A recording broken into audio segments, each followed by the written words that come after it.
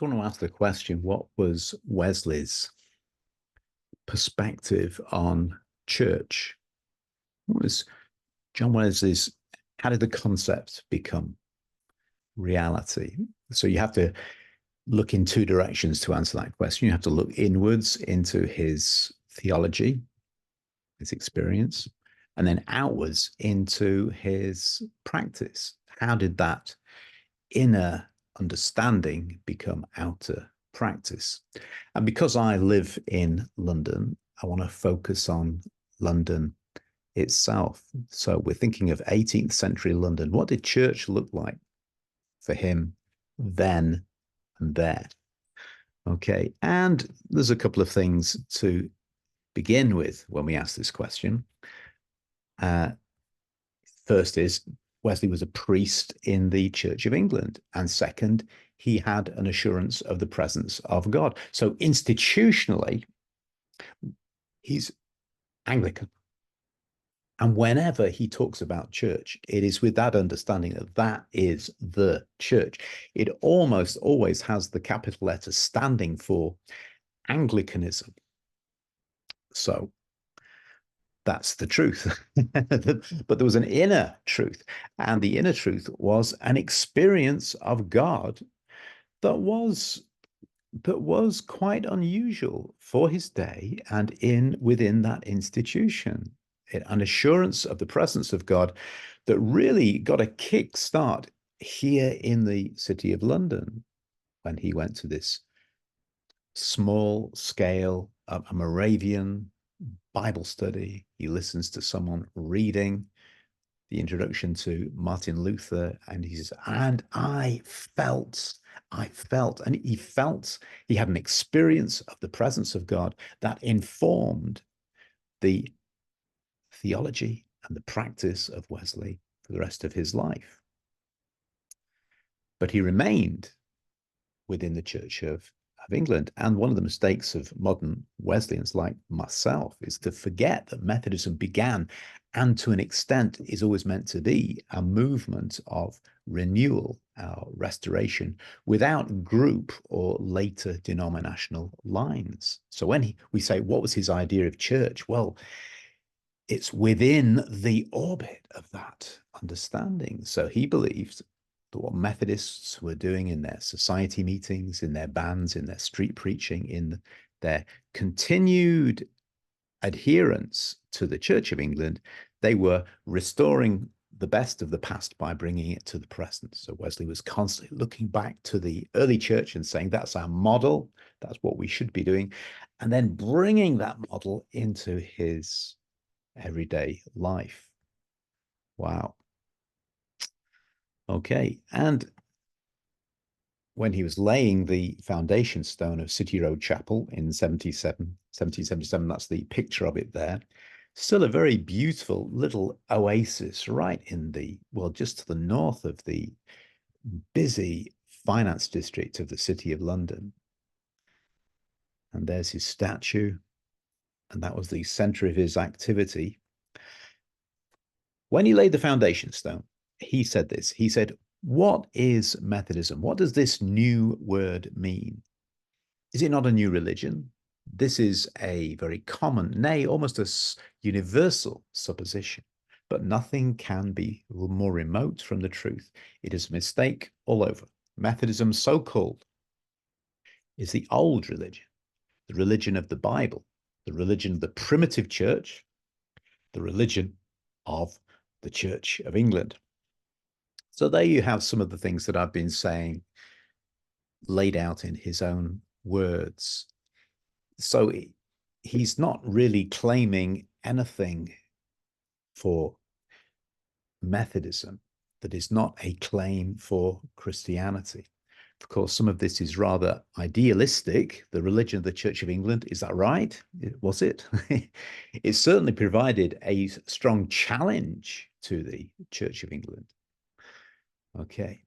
But he's trying to line up what he's doing with, you might say, the perennial tradition, what has always been mainstream in the Christian faith.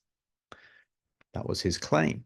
That was his claim. And so, okay, so what did he make of it? What was the theological background of that? Wesley was adamant that what the Methodists were doing was biblical, profoundly biblical. They believed in the truthfulness of the Bible, but their focus was transformation, the transforming religion of love.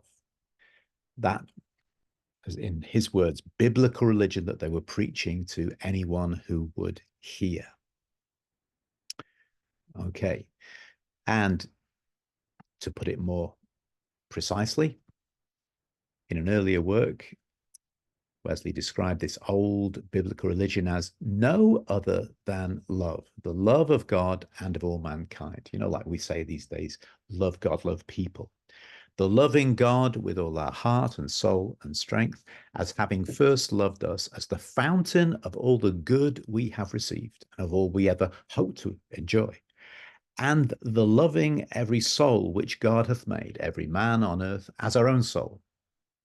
This love is the great medicine of life, the never failing remedy for all the evils of a disordered world, for all the miseries and vices of men. Wherever this is, there are virtue and happiness going hand in hand. The medicine of life. So, if you just take that one passage from Wesley, and that could be replicated 100 times, so he was constantly saying this sort of thing, you know, the way you love God is the way you love the world. And what God has done in us, we do in the world as part of our gratitude to God. This is the first commandment, as Jesus saying, you know, this is the whole of the the whole of our faith is summed up in this: love God with all your heart and your neighbor as yourself. So this became Wesley's key, the foundation stone upon which everything else did. So the church that we're going to talk about in a moment comes out of this theological and experiential base. Remember, the word Methodism came from his detractors. From very early on, they were saying, you know, he puts a method to everything. He's just a Methodist. And he just accepted it as just a way of describing an element, at least, of the truth. It became something that everyone was known, they were known as. So he just picked it up and ran with it with extraordinary success. And there's two great centers in Britain at the time. The two great cities in Britain were London and Bristol. And Wesley contrived to make a strong base in each. Now, he wasn't sort of building a business empire or something. He joked when they said that he was in it to make money. He said, well, actually, my work in London, I'm presently in debt £400, and he had all the facts and figures at hand. And he's just completely given to what he was doing to exhibit the love of God in these towns. So we picked those two towns, London and Bristol. I'm just going to focus for 5 minutes or so on London, and maybe you can visit and see it for yourself, because there's so much of it that is still there and evident. It's even evident in the street names. If you wander around the city of London, you'll see these. Why is this called Epworth Street? Why is this called Worship Street, Tabernacle Street, and so many more? Okay, as we'll see. And this was Wesley's target, to plant the name of God at the interchange. You know, that old phrase, to plant the word of God at the interchange of human life. Okay, this is one of the minute books of the early conferences. And if you'll see there on the left-hand side, it says 1745. The conference was in Bristol. 1744, it was in London at a place that was called the Foundery. So the question is, what does this love do? Where does it go? And so this is the crossover from Wesley's experience and his theology, which I've just tried to sketch for a moment. And now we're going to move into his practice, because Wesley had this insight. It's a brilliant insight. It was very simply this: God's love in your heart becomes justice, mercy, and truth in your society. If you truly received God's love in your heart, then that evokes and enacts this triad. He said it constantly: justice, mercy, and truth. Justice, mercy, and truth in society. And the minutes books there outlines exactly how that was going to operate. How do we do justice? How do we love mercy? How do we exhibit and present truth in our society? What is justice? Okay, so here's the city that Wesley was born into. This is a little bit before he was, I think this is 1670, but it's, he's born in 1703. It's just a little way before he was born. I think this is post-Restoration London. Not very big, as I say, probably just 20,000 here. You'll see at the bottom right, next to the river, you'll see the Tower of London, which was kind of an apex building. Then going from that, if you can follow the cursor there, you'll see the old wall of the city, which is now what we would call the City of London, which is predominantly the financial district. You'll see one bridge going across, which was incredibly busy, and it had houses on it. And it was busy because it was a gateway to the docks. You'll see the proliferation of shipping on the lower stretches of the Thames. That's where the docks were developing down there, and less so to the other side of the London Bridge. If you look very carefully, you'll see lots and lots of the names of streets that are still there today. Many, many of them. So that we have the Tower of London. You'll see in the center here, St. Paul's Cathedral. You'll see going north, you'll see Smithfields. It's there.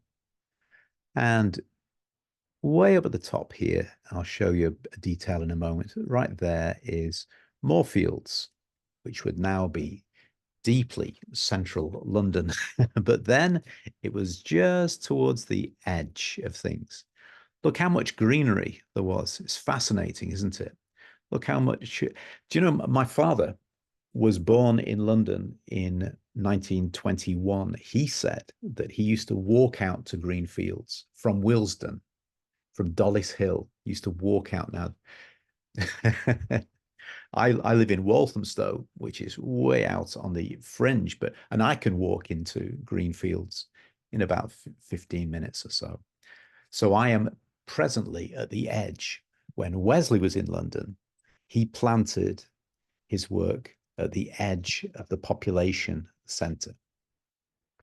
Well, there's so many things here. Many of the street names, as I say, are the same as now as they were then, almost 400 years ago. Let's go into a detail and I'll just show you just a tiny bit more. So here we go. You remember this is the London Wall at the bottom of your screen here, which was actually in existence in the late part of the 17th century. And then going north from there into what became the countryside, you'll see this thing here says artillery ground. Forgive the spelling error. The artillery ground, where they developed cannon and artillery for the army. And next to it, and just to the north, right here, was a foundry where they used to build or make cannonballs. And unfortunately, in the early part of the 18th century, it blew up and took with it, I think, all the staff. I think 31 people were killed in the explosion. And there was a ruin there that remained, and it just became like a kind of dump. It was a unpopular working class area, nothing special about it at all. The building was still there. I think in Wesley, he referred to it as a ruinous dump, something like that, a ruinous dump. I'll show you a picture of it in Wesley's day. Here it is. Here it is. Now, this is a little bit later on. This painting, I think it's from 1830, but it's the building that Wesley developed. And so what I want to do with the next few minutes is to think about how and why he developed it. Basically, he takes a disused factory in an unpopular part of London, and he starts to present the gospel there. And in the picture, you can see people, especially those two guys there with their top hats, two or three guys with top hats, showing that the appeal of the Methodists has gone up a peg, gone up into lower middle classes, just up a bit. But there was also many, many children. You can see them off to the left there, roaming the streets, and homeless children and orphans. And at this stage of this pitch, you can see children walking in, trooping in a line. And that tells you something interesting about his idea of church. I'll just show you a photograph of where it is today. Here we go. Yes, not very much the same, is it? This is the site of the Foundery, and you'll see that little plaque on the wall there. 40 yards south of this building on the east side was the site of the Foundery, John Wesley's headquarters, 1739. So that's just a few months after he received this incredible moment when he met with God at Aldersgate Street, not very far away, across London, across West. And so it's only a few months later, he says, what do we do with what's happening to me? So I'm a priest in the Church of England, but I'm also carrying within me the experience of the presence of God. And I am burning with the desire to share this. So he bought this old ruined factory somewhere around where this building is right here. And this is also where Susanna Wesley died just a few years later, 1742. Okay, so that's what he bought. And this is what he did.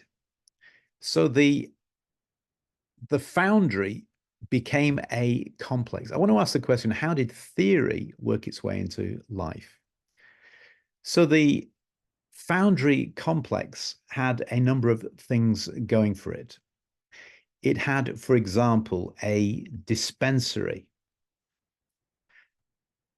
They had their own chemist on the site. That opened in 1746, and the Methodists appointed an apothecary and a surgeon. That means they did operations there, minor operations. And the following year, there was a free school with two teachers teaching 60 children. And then in 1747, the complex opened a lending society, what we might call these days a credit union. And there was, in 1748, there was an additional almshouse. That means he leased some property and used it for widows. There was no facility, there was no benefits for the elderly. And so he made it part of his church complex. So the building is, we might argue, a picture of Wesley's understanding of the two sides of the gospel. Some churches focus on the intellectual faith, and that was important to Wesley, but they overlooked his emphasis on experiential faith, a faith of the warmed heart, as though passion and fervor were just a little bit embarrassing. But the building, this is what I want to put into your mind. The building, the Foundry, is a parable of how holiness works its way into justice, how the sense of the love of God in the heart becomes justice, mercy, and truth. It becomes justice in the way, because there weren't any benefits for old people, so he was going to provide it. There weren't any free medical aid, so he was going to provide it. His best-selling book, well, selling, he just gave it away more than sold it, was his primitive physic. It was to teaching people how to look after themselves. And he had bagfuls of them in his saddleback, and he used to give them to poor people that he was visiting and sharing with in a way to, oh, you should clean your hands before you prepare food. You take a bath, once a month, whether you need it or not. Very, very simple things in order to get people to help them to understand how to live, a healthy body with a healthy mind. And it was Wesley, of course, who said cleanliness is next to godliness. So all of those things I claim with it, well, it's an easy claim. All of those things can be seen as a parable in the work of the Foundry. And for 38 years, from 1738 until 1777, when the city chapel was built, which much more ornate, much more elaborate in its design. But this was, for a whole generation, 2 generations, this was the work of Wesley in London. He didn't stay there all the time. He was doing the same thing over in Bristol. And we'll do other clips just to show how that worked out. But the building challenges us to rethink the relationship between holiness and justice, and hence to reconceptualize our understanding of the mission of the church. Imagine that. Imagine having a church complex with its own bank, with its own credit union, with its own orphanage, the school, and the auditorium as well, a 1,500-seater auditorium, but all that things. He's doing it to address a need, because holiness of heart becomes justice, mercy, and truth in society. It's good, isn't it? Okay, may God bless you through this little sliver of history. In Jesus' name, amen.